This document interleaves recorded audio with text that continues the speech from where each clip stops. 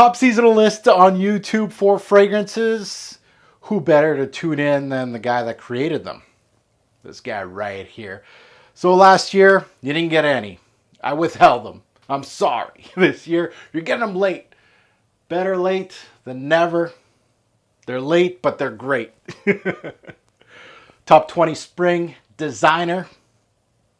Let's get to it. Let's go.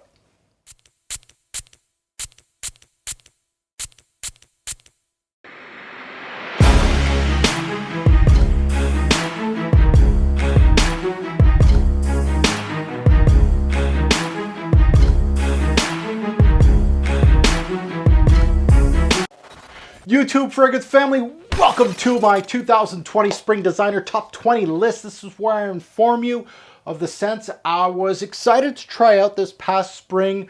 Old staples that never really move out of the list, and ones that kind of had a good run this spring moving into the summer months of Canada. So a lot of these apply to your summer.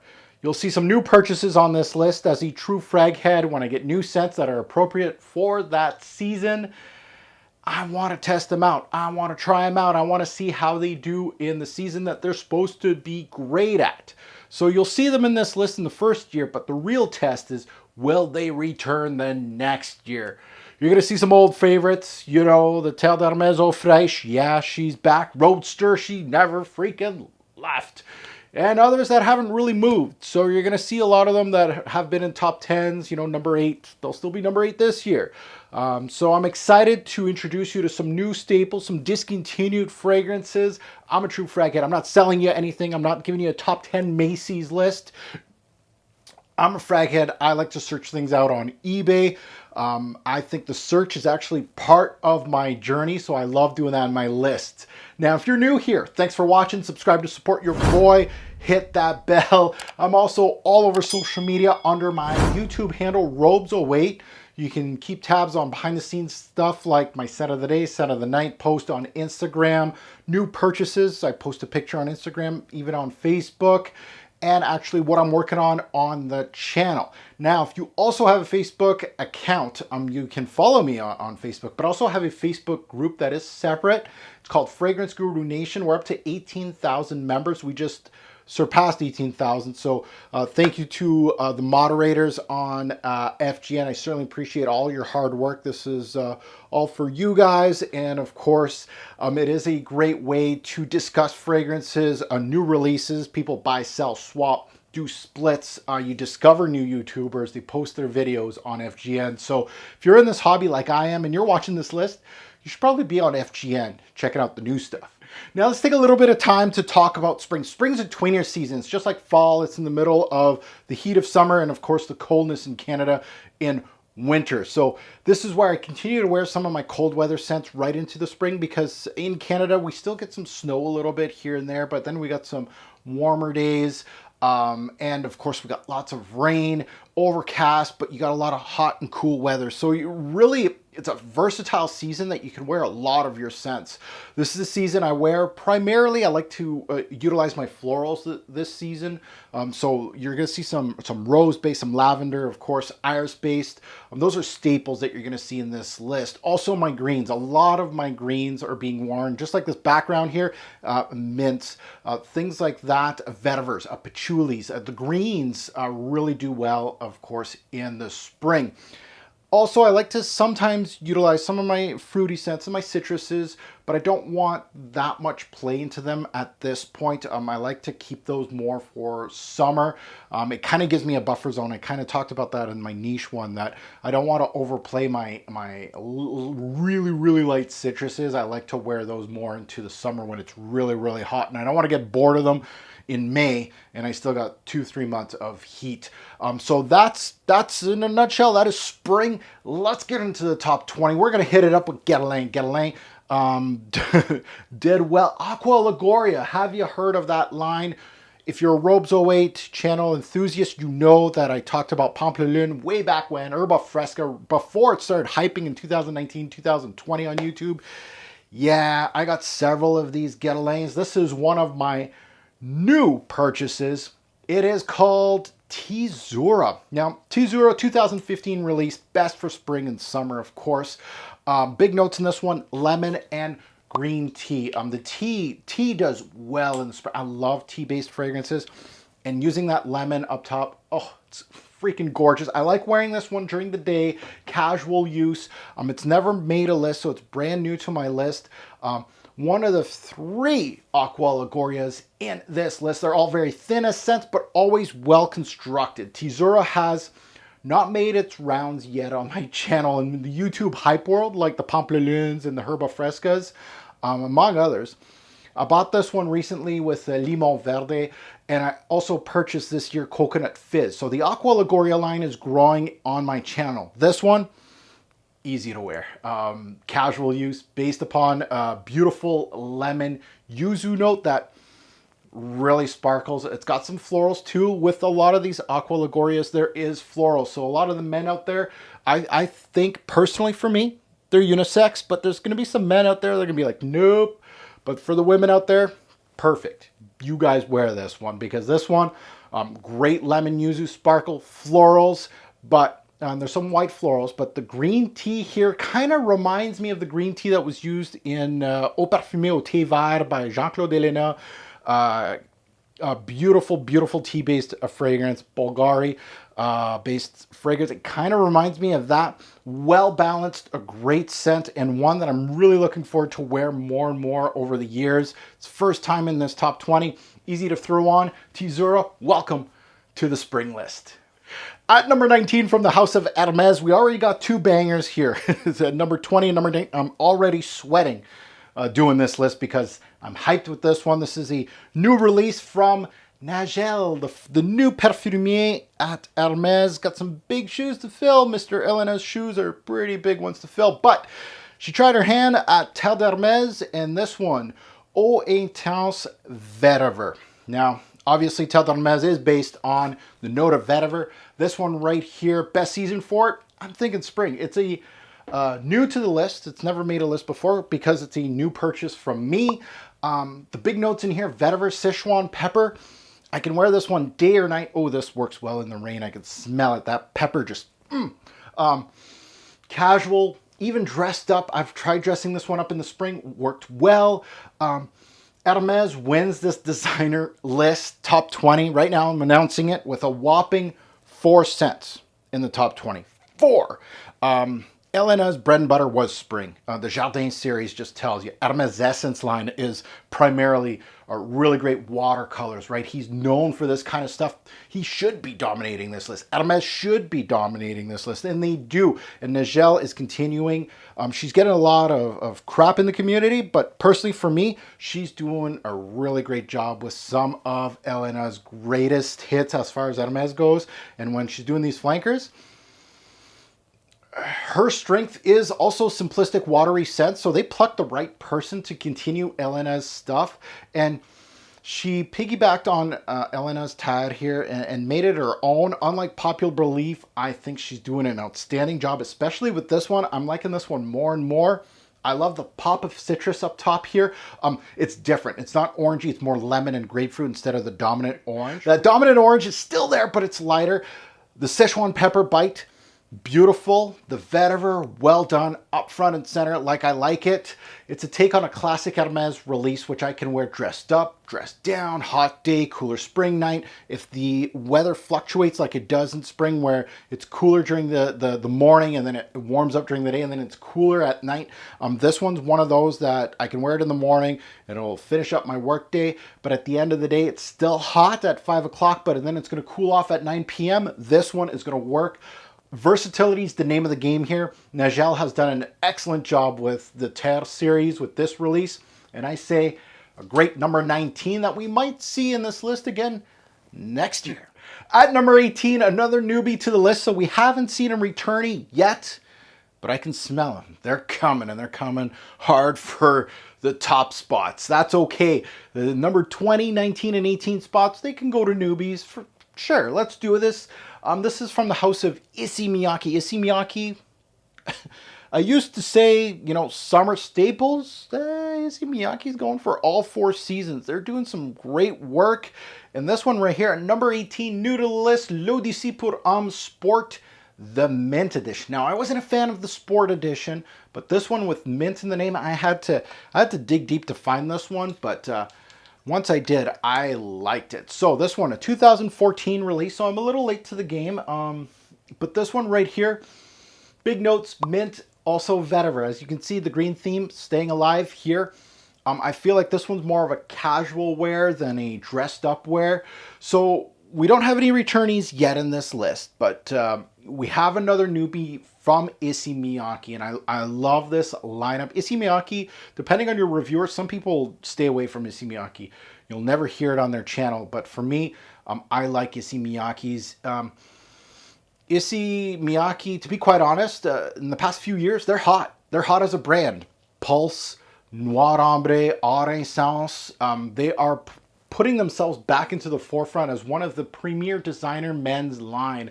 I feel like they're in there with the Cartiers and the Yves Saint Laurents. They're in the second tier, trying to go against the Hermès and the Chanels. I don't think they'll ever get there, but I feel like they dropped a bit, but now they're back into that second tier. And their bread and butter has always been freshies, and this one's a good one too. So I decided this year to delve into the crates of the Issey Miyake house and find some that have been long gone, including this one. This one's discontinued. I always loved Mint. And honestly, I didn't like the original Sport, and that was the one thing that kind of scared me for this release. But this one really does well with the note of mint. Geranium's in here. Geranium obviously gives a minty vibe to a scent, depending. Vetiver is a player here too. It's not as thin as I was expecting, but the green facets shine on, definitely on a rainy spring day to a warmer, windy spring night. This one I felt shined. This one is good, still available on eBay for a reasonable price if you do your research. And that's what's great about this. You know, some people, they put their hand up and they go, no discontinued scents on my list ever, because people can't find it at Macy's. Well, that's not me, man. If you can find this for $60, $70, which is a good price for an Issey Miyake, I think worth it. At number 18, Issey Miyake shows up on the list. At number 17, Hermès is back. Didn't take long for Hermès to come back. And we have our first returnee at number 17. It is Voyage Eau de Toilette. Now, if you're big on my channel, you know that I just purchased the Pure Parfum edition of this stuff. I came back to this and I was like, oh, you know what? I need to get these perfume editions of this one and Tide. Voyage, a 2010 release. Best season for this is spring, but this is a year-round scent. Don't get it wrong. Don't get it twisted. Elena did his thing here. This is super versatile. Big notes in here: cardamom, lemon, and tea. Day or night, casual, dressed up. And last time it's been on this list was back in 2016 at number 16. So it comes back. Don't call it a comeback. So Monsieur Elena, what do you do with this one? Well, it's been 4 years since the last time this thing made the list. It's well deserved to come back on the list. This is a great fragrance. Mr. Versatile, I'm calling it. Mr. Mature, Mr. Grown Up. You smell great, not too fancy. Just appreciate the blend on this fragrance. It's probably one of the best blended scents in the Hermès lineup. One of the best blended scents on this list by a master nose. Yeah. Cardamom's your big player here. However, Elena using familiar tea notes that he utilized with his Bulgari fragrance, of course, and a great citrus among others, keeps this fragrance very fresh. It has a spicy kick to it, not too much. Versatile to the tea. It really shines in the rain. This thing shines in the rain. It actually shines in the heat a little bit. It also shines in a windy day too. It does great in the heat, cooler months. I can't say enough about this release. If you like Hermès releases, and this one is very easy to overlook. Again, it's been in my collection. Some years I just overlook it. I come back to it and I'm like, wow. You know, it's not one of those that's super sexy, but at the same time, it's great. Voyage at number 17. At number 16 from the house of Christian Dior, and this one has, it's a returnee. It's actually the most decorated returnee in this list for now. This is from the Fahrenheit lineup. Fahrenheit, super versatile lineup. You know, I don't agree that it has to be in certain seasons or certain wearings, but this one, Fahrenheit 32, might be the ugly duckling of the Fahrenheit lineup. There's nothing ugly about Fahrenheit 32. I absolutely love this thing. Best season for it is spring. The big notes in this one, vanilla shines in this one, and the orange blossom. I wear it day or night, casual use, and last time it's been in this list was back in 2015, so it's been a while. Perhaps a surprising entry to some, but to others that have been following me throughout the years know that 32 is an underrated Fahrenheit flanker that I just sometimes just love to wear. This is the year for it. The white bottle shows exactly how I feel about this scent. It reminds me of it being at the peak of a mountaintop that has a little bit of snow at the mountaintop, but the rest is, you know, there's not that much snow at the bottom. That's what it reminds me. The florals in here, well balanced. The vanilla is dusted on top of them to give you some sweetness. There's a citrus quality up top here that gives this one a beautiful, uplifting quality. I love the Fahrenheit series, as most of them can be worn any season, but this comes to mind when it comes to spring. I think 32 is the best one for it, and it reminds me of Fleur du Mal by the Le Mal series. It's kind of like the Ugly Duckling, and it has its certain cult following. And it does well in the spring, and Fleur du Mal does well in the spring, and it actually should make this list one year. It's just a solid scent, and when you don't think about Fahrenheit, it is far from being Fahrenheit, but if you don't think it's a Fahrenheit flanker on its own, a great release at number 16, Fahrenheit 32. At number 15, let's go Prada. This is, never made the list, so it's a newbie. And doing it this high is pretty impressive. It's good. It is from their series, and this is L'Homme Intense. Now, the black bottle, yes. I just recently got into the series last year. It's nice to see one of them make a list here. The big notes in this one is iris and tonka bean. More of a nighttime scent for me. It's jumping off this strip, by the way. Really great scent. I like this one casually, but I can also dress it up. It's when you utilize iris and you do it well. Dior is one of them. This one does it well too. So this is a Prada that's not Infusion d'Homme, nor Amber Put 'em, because those ones do make my list. I've given Prada a second breath on my channel with this series, which reminds me much of the Amber series, to be honest. And this one really does remind me of that. Daniela really went back to her roots with this series, and it's paying off with the YouTube community. They are loving this series, and I'm on the bandwagon. The original, this one, the low, I just got the Absolute. I just unboxed it. I love the original. It's highly wearable. You'll see when I start talking about it, the bottle has lost a big chunk. But I picked this one because I did want a darker scent in this list. And this one does deliver. It's clean, inoffensive, yet a little sweeter than the original, more dense than the original. This one I love wearing at night, casually, but mostly for an event when I'm wearing a suit. The iris is the star of the show in this one, and it's simply outstanding. A newbie to the list, but looking forward to seeing within the years, is this Prada series going to take, you know, some steps into going into that number one spot? I could see it. I could. But Prada, welcome to the list at number 15. Now, number 14, the House of Lalique and their Encre Noire series. You don't know which one it is just yet, but it is a returnee from the 2017 list. It was number 10 that year, number 14 this year, and this is Encre Noire Sport, a 2013 release. Best season for it, I think, is spring. Big notes in this fragrance, vetiver grapefruit. I can wear this one day, night, usually more casual. Encre Noire as a series, to be quite honest, are all great in this season and fall. The Sport for me is a highlight release, and I think personally is a great flanker to the Encre Noire, the originator. Nothing sporty here. By the way, just because it says sport, it's not sporty. It just the name itself gives it a fresher take to Encre Noire. That's what I think sport in Encre Noire means. The vetiver, still dark, still rooty. but with a splash of grapefruit up top. I really appreciate how they turned down the volume a little bit to that rootiness, the darkness of Acre Noir. Still showing that rootiness though. It's still showing some personality. They didn't just water it down. No. Acre Noir Sport is an excellent release on its own. If they discontinued Acre Noir Sport by its own, still good. One I love wearing in the rain. Acre Noir series in the rain is just magic. It's great. Overcast, darker nights. Acre Noir Sport, a great release from the house of Lalique. At number 13, another noob, and this one, again, Iris has a note. It's hot, man.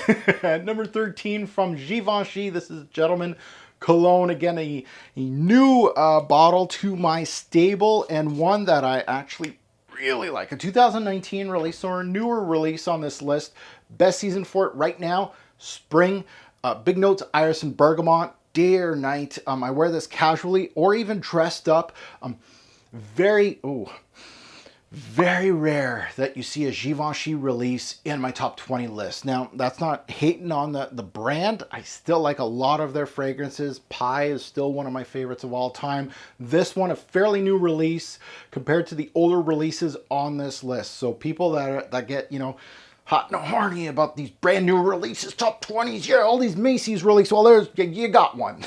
What can I say? I'm not here to sell you these brand new releases, but this one, very good. Iris, on par with the Diadem series. Iris, almost chalky feeling with a beautiful bright citrus opening. Some Rudy Vetiver in here. Just a classic cologne with a modern take with, of course, that Iris. Clean, white, great with a white button-down shirt and shorts to a pastel suit at a wedding.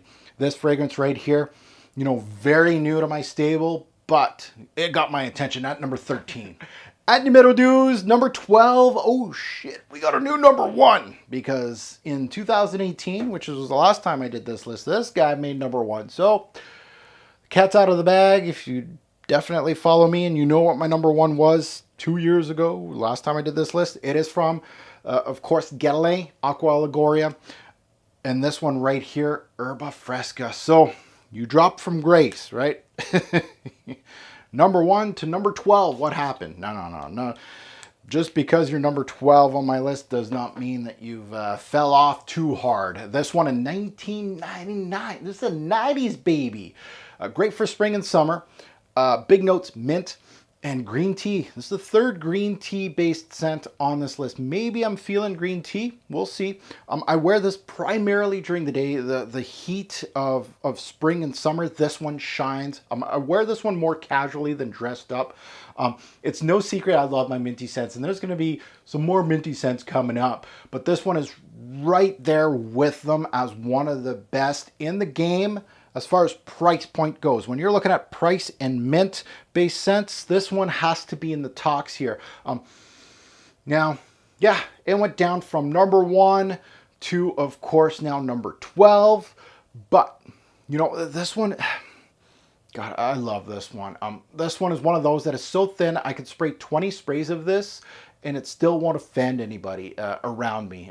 It says it doesn't have much balls to it, but you don't want to do that. You don't want to waste this precious juice, but it's an uplifting green scent with a beautiful mentholated mint note as your central theme. Herba Fresca can be translated as an herbal freshness to me, as that's exactly what this is. It's just a splash of mint with a minimal backbone. Still a favorite of mine, and just because it's number 1, don't mean I don't love you. Herba Fresca, one of the better Aqua Ligorias with Pampelune, 1A, 1B, maybe. Herba Fresca, love you. Number 12. At number 11, it's time to class up this joint a little bit. You know that we had that Herba Fresca, Herba Fresca casual stuff. Well, we got to wear tux today. It's spring. What are we going to do? Well, we're going to go with Mr. Tom Ford. He doesn't, this is a highly decorated scent in my top 20 list. Like, I'm going to show you the stats, you know, while I'm talking about this scent. And, oh, she's decorated. This is Grey Vetiver EDP from Tom Ford. Again, one of the pricier releases in this list. You're not going to find this one cheap, but best season for it, spring. Again, versatility is the name of the game with Grey Vetiver. Super versatile. I feel like I always have to have this in my collection. Big notes, of course, vetiver, grapefruit, day or night, casual, dressed up, doesn't matter. The first of many highly decorated scents in this list. This is one of those. I have oh, I have my staples in every season. Gray vetiver is one of those for spring. Now I have the EDP version for years. There's also an eau de toilette version. I have actually never smelt it. I should get a bottle of that. But this is clean, classy, green vetiver. This is a vetiver that Tom Ford would wear with his tux. That's how it's a cleaner vetiver. The vetiver in here, central theme. And as Tom Ford always does, his scents have some strong secondary notes that truly emphasize the central note, but never disrupt it. That's the one thing I love about Tom Ford releases. One of the best modern vetivers in the game. Highly recommended. Highly recommended from me. At number 11, Gray Vetiver, Eau de Parfum. Great one. Now, top 10, finally, from the house of Yves Saint Laurent. Brand new to the list, brand new to my staple. She's a unicorn. I love her. She's in the thumbnail of this video. Haha, M7 Fresh. Finally got a bottle. And oh, did it not disappoint. This stuff is a rock star. At number 10, a 2004 release, discontinued, sadly. Worth every penny? Hell yeah. Big notes in this one, oud and grapefruit. So it has some citric qualities to it. I love wearing this one during the day. More of a casual use than a dressed up use. M7 Fresh is one of my unicorns. Never could find it for a price I wanted to pay. I never wanted to pay $200 Canadian for it, and I refused to. Finally got it, and it's exactly what I felt an M7 Fresh would smell like. Citrus opening, sparkling, well balanced with the woody backbone of the agar wood here. It has a fruity pebble type of quality. You know, M7's got that cherry-like vibe with the oud. This one has, it's kind of fruity pebbly just because of, I think the citrus qualities kind of play around with the cherry.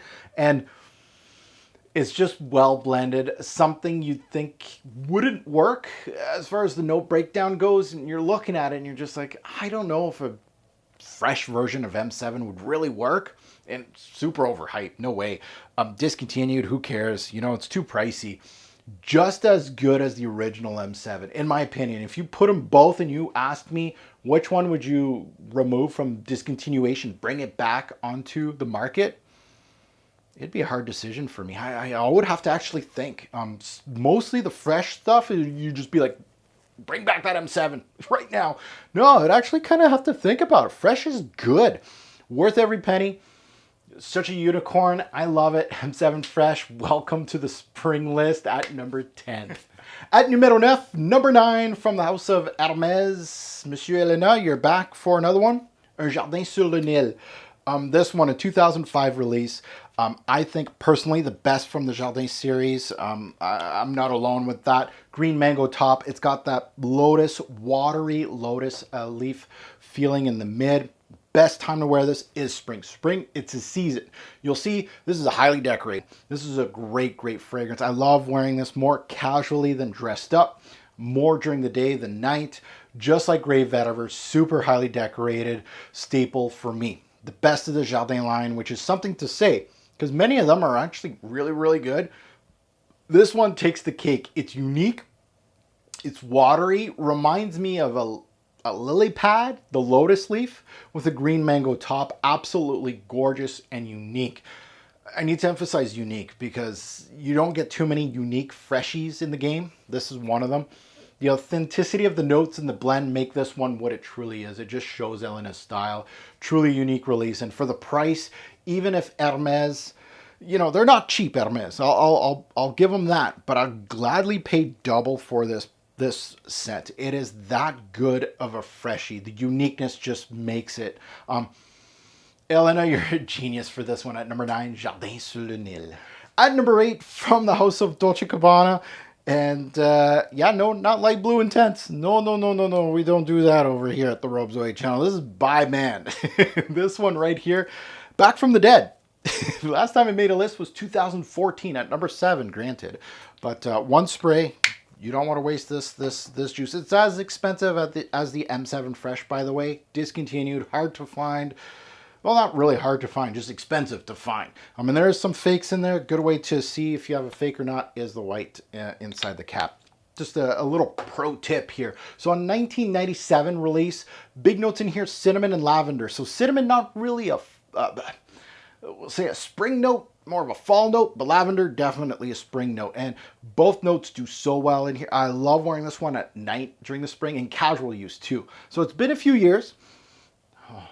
Oh, the blend in this one, it's so well done.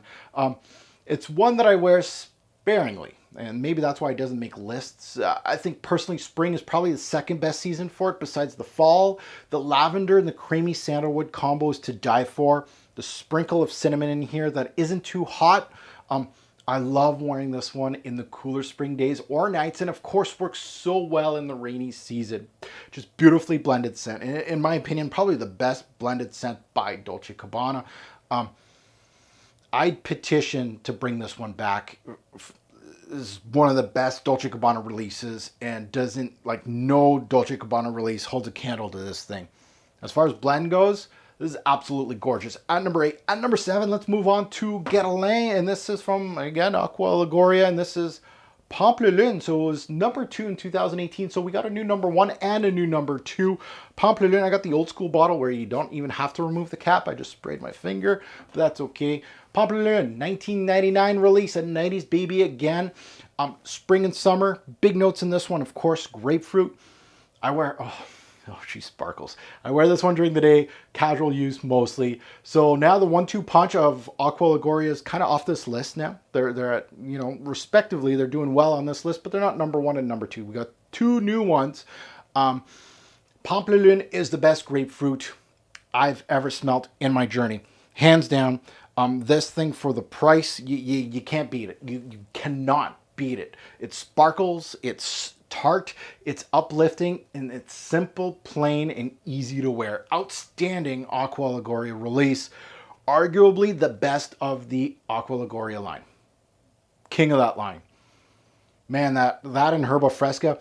Oh man, this one, great one at number 7. At number 6, hey, it's a newbie that made it at number 6 on my list. What? I just got this stuff. It's actually so new. I got it a couple months back. I just haven't shot my haul video yet, so this is a little teaser. This is from the house of Yope. What'd I say? Yope? Yeah, Yope that made it this high on this list. What about Adam?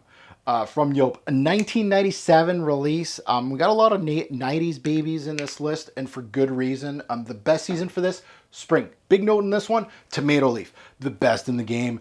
Day or night, I would wear this more during the day. Casual or dressed up, casual use. So one of the highest rated newbies to this list for good reason. Now, Yope's a brand that you'd hardly see in my list, but this one, oh, it's there for good reason. The tomato leaf here is the star of the show as it gives What About Adam a vegetal quality I haven't really seen in the designer game. The citruses give the tomato leaf a punch in the arm, and one of my favorite spring notes come into play, the mint. It always gives a scent a green herbal quality, and it gives it in What About Adam. Yope is known for their syrupy sweet scents, not here. This is authentic, well blended. It came out of left field, to be quite honest. I bought this and I'm like, has a hype on the base notes and fragrance. I always had my eye on it, never bought it. Blind bought it for a good price. And now I know why. Good reason. It's got some love in the community. This one, damn, number 6. What About Adam? Here we are in the top 5. This is where the big boys lie. You're not going to see too many noobs hanging around the top 5 unless they are a star. You're going to see a lot of regulars in my top 5. Now, this one right here at number 5 from the house of Kenzo. And you're probably like, if you're not a Robes08 guy, you're new to this channel, you'll be like, Kenzo? Like, nobody talks about Kenzo anymore. Well, I do. 2009 release. This one right here. Kenzo powered the cologne version. The clear bottle. Actually, the original Kenzo Power, really good for spring. This one and the cologne both kind of play around in these top 20s. This is best for spring. Big notes in this one. Oh, the lemon verbena in here just pops. Geranium, great. Day use, casual use. Kenzo Power, the original, and this one, the Cologne, together, highly decorated. You put them together, they're in these lists almost yearly. I find it redundant to add both to the list, but the Cologne version, which is much more watery, this one right here, more watery, more citrusy off the top, wins for me in 2020. It should be more decorated than what you're going to see here. It made it as high as number 5 in 2018 and 2015, respectively. And it's number 5 again. It just continues to be number 5 when it makes a list. But it's a floral for men that has some spices, but it has a huge creamy quality to the fragrances. It's got a citrusy splash to it. It wears well in the heat, even though the note breakdown will tell you differently. Truly a gem. This and the original are great. This fragrance right here, I'm so happy. I got this at a duty-free randomly in Europe, and I'm so happy I got it. At number 5, Kenzo. At number 4 and number 3, the House of Cartier represents. Let's start with number 4, and it is a returnee. One of the highest decorated scents in this list. Cartier's Roadster. This thing right here, mint, okay? Beautiful, beautiful herbal mint. 2008 release, best for spring. Big notes, vanilla and mint. Day or night, dress it up, dress it down. If you're looking at stats on the Robes08 channel, decorated scent on my channel for spring. This one and Green Ash Tweed for niche have been steadily in my top 10s since I've started my channel. They don't move. They're staples. Roadster, sadly, doesn't get the love it should within the community. Now it just seems like Roadster, you know, that's the thing of the past. It's gone. Me, I'm still boasting about it. At number 4 on this list, it's got an herbal green mint with some vetiver, some patchouli. These are all notes, all green notes that do great in the spring. It has vanilla running through its veins. It's a thicker, minty scent that works so well in any spring scenario. That's why it does so well. Rain, it shines, overcast, day, night, dress it up, dress it down. It's unique, well blended. It really is one of the better Cartier scents. It's still my favorite Cartier scent of all time. There is some great Cartier scents that people don't talk about, but this one right here, can I say underrated? I hate saying that, but I'm saying it. My favorite of Cartier, to be honest. Roadster, a great release. At number 4. At number 3, again from the House of Cartier, this is a noob. Are you lost, noob? No, I belong. Oh, she belongs all right. This is from the Déclaration series, and this is Déclaration d'un soir. So the noob at number 3. You're making a statement here. Let's see what you got. So 2012 release. I'm kind of late to this one. This is a newish purchase from me. Best season for it, spring. Big notes in this one is a rose-based scent. So all the guys that think fragrances or any florals are feminine, you guys may have to stay away. But it does have some pepper in it. It's got a little bit of kick. I wear it day or night, doesn't matter. Casual, dressed up, doesn't matter. Either way, I feel like I'm going to see this one a lot in the future in this list. One of the best roses in the game, in the designer game for men. I'm late to the party, but Cartier locks up number 4 and number 3 on this list like a boss. No other brand did that, at least this year. And for good reason. They're a good fragrance house. And this one right here, this rose right here has a great backing of cardamom, and it shows its floral quality with a little bit of a green tinge. If you want a masculine rose, this should be at the top of your list. I feel like this is the Rose 31, Le Labo fame, of the designer game. Rose with a little bit of a kick. Either way, a great release and a new addition, a great new addition to my collection, as it may be a spring staple for me. At number 3, Déclaration d'un soir. Now, the last time I did this list was 2018, and as I stated earlier in the video, number 1 and number 2 of the 2018 lists are already sorted.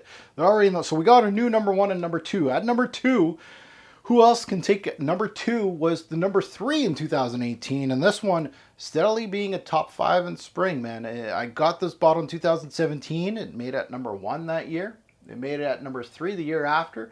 And now this year, at number 2, it's rare to see the flanker actually be better than the original, especially when the original is dubbed almost a modern classic. People absolutely love the original Tal d'Hermes. It's not on this list, but it has two of its flankers on this list, so it's got to say a lot to the DNA, Monsieur Elena. You're a genius. At number 2, Tal d'Hermes, Eau Très Fraîche. Now, number 1 in 2017, when I first got it, I was excited. 2018, number 3. And now, number 2. It ain't no joke. It's staying around. Big notes in this one: orange and geranium. Best season for it: spring. Day, night, casual, dressed up, doesn't matter. Versatility is the name of the game with this one. I'm starting to have a real soft spot for this one over the original. Now, Eau Très Fraîche, since purchase, has made top 3 consistently. So it's saying a lot. You have the same taste as me. You should probably check this one out. The best flanker to the original tire. Yeah, I own a few flankers to the tire, and I think this is the better one. Even though at times, as much as I love the original Tal d'Hermes, I think this one trumps it a little bit. It has that sparkling orange bigarade feeling to a Frédéric Malle bigarade concentré. This is an expensive release, a great release from Elena, but still, it reminds me of that fragrance. And I mean, the opening of these two are so familiar, so close. As far as price point, this is a no-brainer. Not only is the introduction great, but the backbone to it is equally as good. I reviewed this one with a perfect 10 score on my channel for good reason. At times, right now, I'm feeling I should re-review this, give it a damn 11. F the haters, Elena's king, great scent right here, Eau Très Fraîche, Tal d'Hermes, go check it out. Okay, at number 1, this is a staple. It's no stranger to number 1. It has made number 1 on this list back in 2014 and 15, and it's been top 10 steadily for a few years now. This is from the house of Narciso de Rodriguez, and this is for him. Really, Francis K., you're a genius for this, by the way. All-Star Parfumier, Francis K., this is one of the better juices he's made in the designer realm. Artistic as hell. A 2007 release. Best season for it is spring. I like it also in the fall. Big notes in here: violet, musk. Oof. Day or night. Dressed up or casual. I feel like more casual use on this one. So, not a stranger to this number 1 spot. Again, it's been at least 5 years since it's been number 1. However, it's been doing pretty good in my top 20 list for spring. For him, EDT is a highly affordable designer scent with Master Nose Francis K. of Le Malle fame. It's artistic. It's very artistic for a designer scent. So it's not for everybody. Don't go. If you're new to this channel and you own like Eros and Bleu de Chanel and Sauvage, and you're like, well, this is number 1 on Robes08. I kind of like this review, or I'm going to go blind by that, and you're going to hate me after. It's artistic. It's highly wearable for me. The thing he did with the musks here, simply outstanding. Every time I revisit this scent, it's just love. This thing smells like wet concrete. It works magic in overcast or rainy days or nights. It screams spring because of the splash of violet. It gives it a watery. When you're sad and you wear this, don't think of this one as your pick-me-up. You need something brighter. This ain't it. This is gonna match your mood. The gray bottle ain't no joke. This stuff's gray. It's not a coincidence. She's gray. She's dark. She's gothic. She's artistic. One of the best Francis K. releases for under $100. Maybe the most artistic that I can think of for under $100. Yeah. Well worthy of the number 1 spot in this list, and it's going to continue to do that. And you might see me 5 years from now and still putting this as number 1 on this spot. This is a great designer release.